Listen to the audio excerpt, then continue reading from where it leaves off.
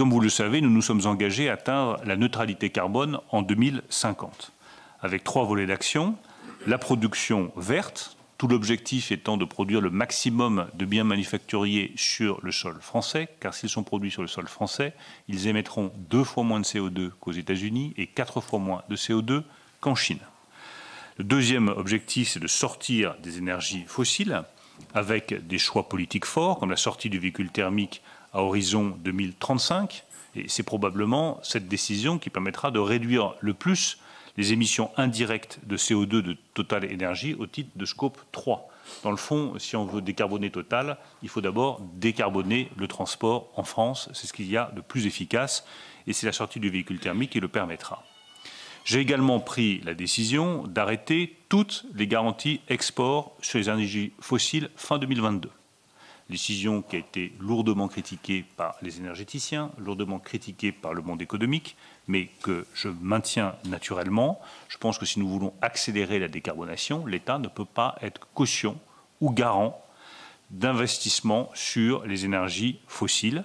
Cette décision s'applique notamment aux projets pétroliers de Total Énergie à l'étranger, par exemple sur Arctic LNG 2, puisque ça a suspendu les garanties export que nous attribuions à Arctic LNG 2.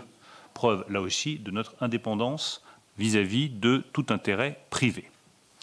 Cette décision me semble juste, elle est bonne pour la planète, elle est conforme à notre stratégie économique et elle incite toujours plus les énergéticiens à décarboner leurs activités.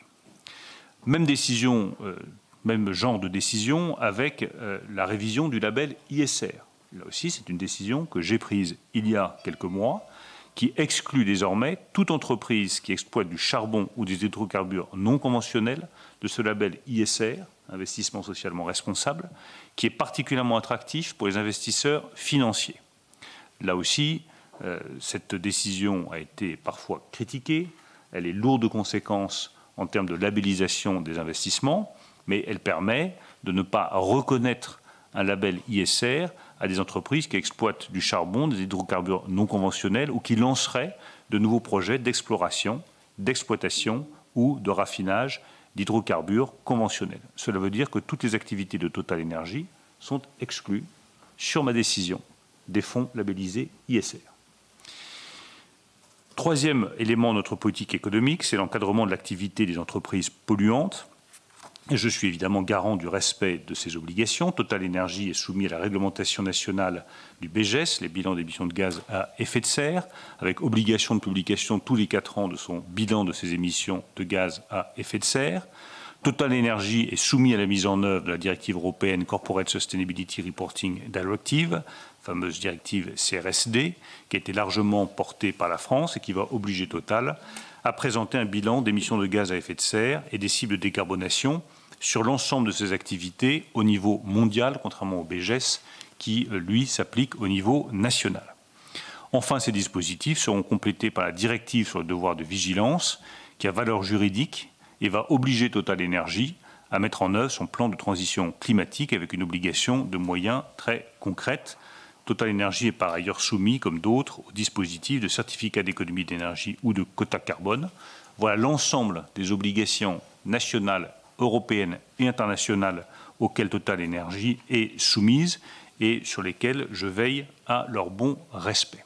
Et j'insiste vraiment sur les 2 décisions que j'ai prises il y a maintenant 14 mois. La première sur le label ISR, la deuxième sur les garanties export, qui montrent que nous n'hésitons pas, même si Total Énergie est une entreprise française, à prendre des décisions qui incitent davantage Total Énergie à décarboner son activité.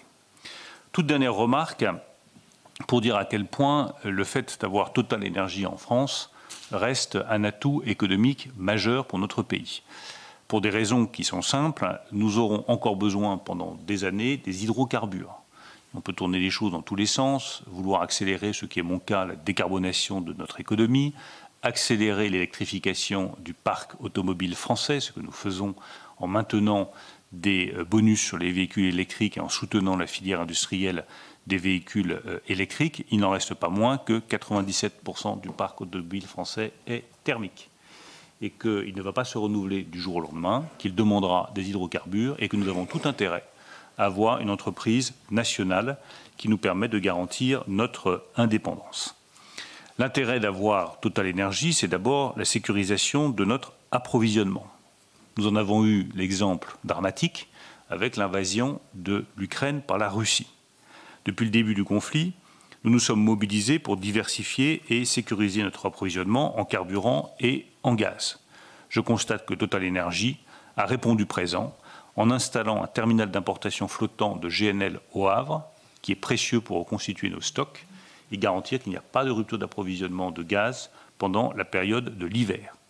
Ce terminal a été mis en service fin 2023. Il est un pilier de sécurité essentiel dont les capacités supplémentaires seront utiles si jamais il y a demain des pics importants de consommation.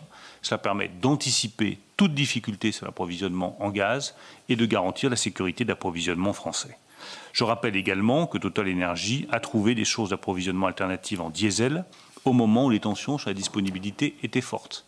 Si nous n'avions pas Total Énergie, nous serions dans les mains des grandes majors anglo-saxonnes pour l'approvisionnement en diesel pour les automobilistes et pour les consommateurs français. Je préfère l'indépendance à la dépendance. Enfin, Total Énergie nous a permis également de lutter contre l'inflation, puisque ce conflit en Ukraine a entraîné une flambée des prix de l'énergie et que Total Énergie, à ma demande, a accepté la mise en place d'un plafonnement à 1,99 € du prix de l'essence et du diesel dès le début 2023. À ma demande à nouveau, Total a reconduit ce dispositif pour l'ensemble de l'année 2024. Je rappelle qu'aucune autre grande compagnie pétrolière au monde n'a pris ce genre de décision. Enfin, passer à l'électricité au biocarburant est un enjeu majeur, puisque je l'ai dit en évoquant l'encadrement de ces activités, Total Énergie opère selon des standards ESG qui se situent au meilleur niveau mondial. L'entreprise investit également pour transformer son modèle vers l'électrification et les biocarburants. Total Énergie vient de dépasser en 2023 les 1000 bornes de recharge haute puissance installées dans ses stations-service. Il est aujourd'hui par conséquent le premier acteur de la recharge ultra rapide sur autoroute et sur voie rapide. En 2023 toujours, l'entreprise a investi près de 5 milliards d'euros dans les énergies bas carbone, s'est engagée à réduire de moitié les émissions de CO2 de ses sites de raffinage et de pétrochimie à horizon 2030 et a accepté de transformer ses raffineries vers la production de biocarburants à La Mède et à Grand Puy, tout en électrifiant et en améliorant l'efficacité énergétique de ces installations.